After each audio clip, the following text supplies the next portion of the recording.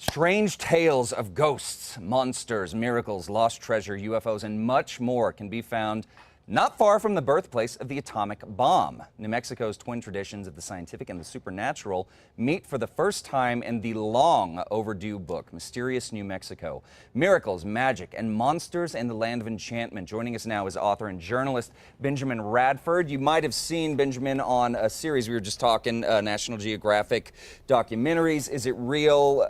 Ben, I've been a big fan of your work for a long time. Very excited to meet you.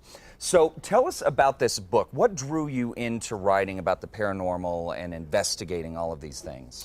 Well, I grew up in Corrales, and when I was a kid, I would hear these stories like most teenagers. I was fascinated by, the Bermuda Triangle and the Loch Ness Monster and UFOs and this stuff. And I grew up reading these secondhand novels. Well, they were claimed to be true stories, but when I was looking at them, I saw there was very little actual research. It was all sort of just so stories. It was like somebody says that somebody says, and I wanted to, as a teenager, when I grew up, I said I want to actually investigate. It's like I'm fascinated by the folklore and all that, but to me that's only the first half of the story. Right. The second half of the story is this is all really fascinating, but is it also true? Right. So that's what sort of drew me to it. Okay. And so because you grew up in Corrales, that's kind of what made this book happen, Mysterious New Mexico. Yeah, basically, this is my 7th book, actually. I've done 6 other books, and I've researched everything from Loch Ness Monster, mysteries in Europe and South America and Africa, but I had never actually done so many investigations here in my home state. And so people are saying, hey, I saw your piece on the Loch Ness Monster, I saw your piece on this thing in Africa, what about your backyard? Yeah, exactly. I was like, all right, I could do that. So, and there was New Mexico is so rich with that. You've got La Llorona stories, you've got UFO crashes, you've got monsters, you've got miracle healings at Chimayo, you've got ghost stories all over the place. The Chemo Theater ghost, the La Posada ghost, La Llorona. Yeah, La Llorona, exactly. Everybody yeah. knows that one. Is there one, Ben, that sticks out to you as your favorite?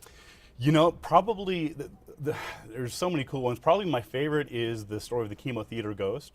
Bobby? Bobby, that's right, not far from here. Yep. Because it's one of those things that it comes up every Halloween. Somebody does some story on the Chemo Theater ghost, and it was such a long-standing story that I said I wanted to try my hand at it. Sure. And the true story of the Chemo Theater ghost, which I'll be talking about at Bookworks tonight at signing, is it's the true story is so much more fascinating than the legend is. Sure. So. Yeah.